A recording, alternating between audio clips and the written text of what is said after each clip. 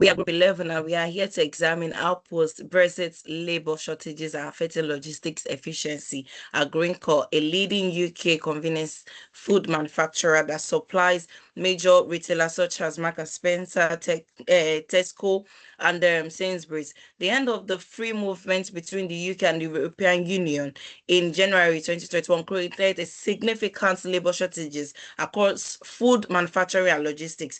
Rather than being a temporary issue, these shortages has become a long-term challenges for many businesses.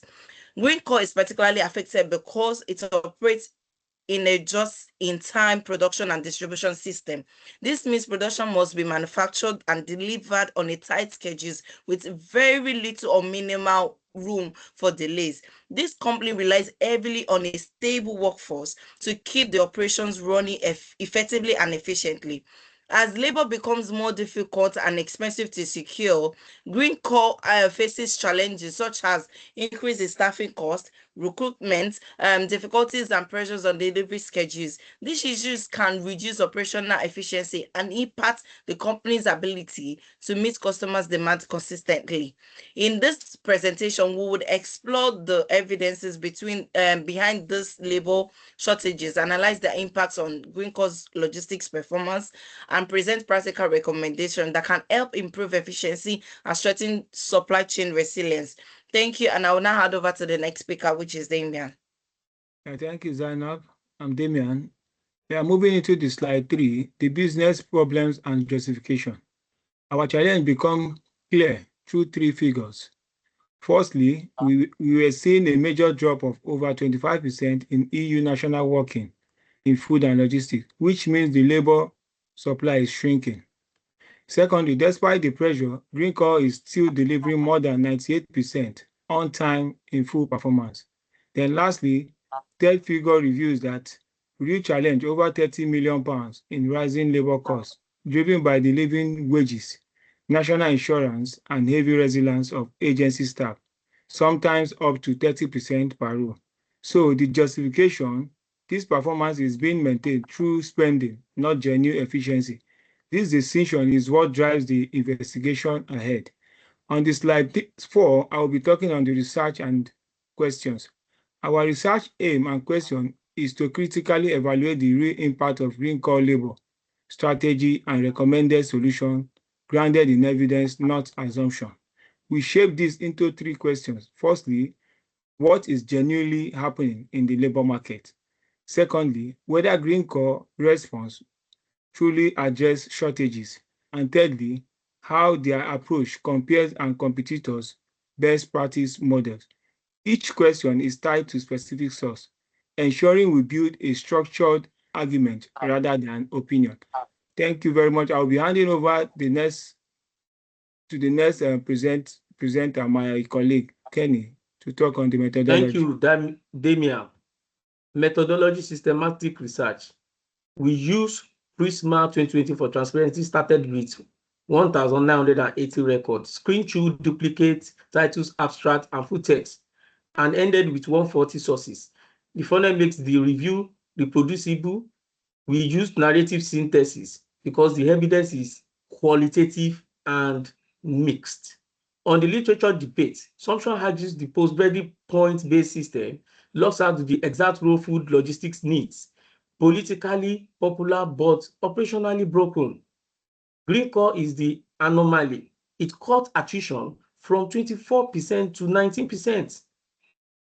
While the sector struggled, the firm level resilience, but following Christopher and Peck's just-in-time trades, efficiency for robustness, Greencore kept service level, but we argue that robustness brought at cost, not through efficiency. That's our threat going forward. I will hand over to Ada, the next speaker. Thank you very much, Kehinde. I'll be looking at the findings. The annual report shows that from 2021 to 2025, the data has a clear pattern. Labor shortages pushed up. This exposed our supply chain vulnerabilities. However, Greencore absorbed the shock very much to the extent that the attrition dropped and productivity levels went up, and our service levels were held near 98%. Well, we have to remember that this is a self-reported data, so we treat it with caution. But the bottom line is that Greencore succeeded. only partially, and then sustainable efficiency has not been reached yet. Let's look at Greencore SWOT analysis. Greencore SWOT analysis shows that they have real strength in integrated model, low attrition, and logistics center of excellence. All these are based on their capabilities and not just mere luck.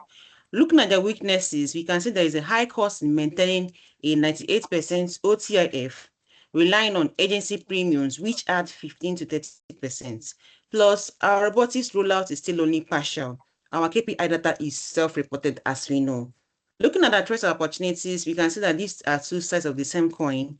The rising wages and the shrinking driver pool are major risks, but these exact pressures are what makes businesses want to push for automation. However, we do want to remember that the whole scenario was triggered externally by the end of the EU minus UK free movement. Now let's use PESTEL to zoom in a little bit. The personal analysis shows that two forces are doing the heavy lifting. On one hand, political and economic constraints are locked in. There is no government appetite for new visa routes. The living wage is up to 37%, and the national insurance adds a massive £30 million burden. However, on the other hand, technological opportunities are rising. McKinsey himself knows that up to 30% logistics tasks are now automable. We are banking on this with real capital, however, but the exact tension this has created between fixed political limits and maturing automation technology is what drives our strategy. So at this point, I will hand over to my next colleague, Chibuzo, to talk about recommendation. Thank you. Okay, thank you very much, Adal. The optimal solution, the hybrid strategy. We rejected immigration advocate because it offers only a short-time fix. The point-based system limits access to many logistic roles and does a little to build Greencore internal capability. Instead, we recommend three pillars of hybrid strategy, which is the accelerated automation, domestic talent developer, and a logistics center of excellency. Next slide, please. The VRIO framework and the implementation roadmap shows that the logistics center of excellency and Greencore integration manufacturing logistic model offer the strong source of sustainable competition advantage because they are valuable, rare, and difficult to imitate.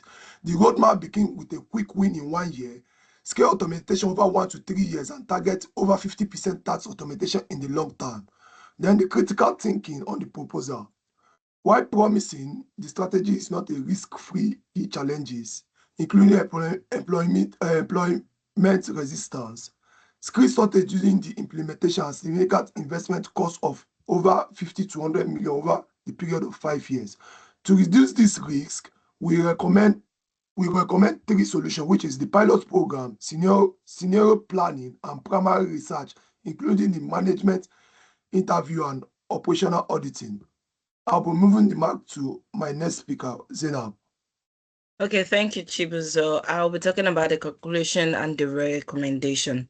Looking at the conclusion, in summary, where post-Brexit labor shortages have significantly impacted Greencore logistics efficiency by increasing cost and creating workforce challenges. Our key recommendation is for Greencore to invest in both automation and domestic talent development, helping the company reduce labor dependency, improve efficiency, and build a more resilient supply chain for the future. Thank you.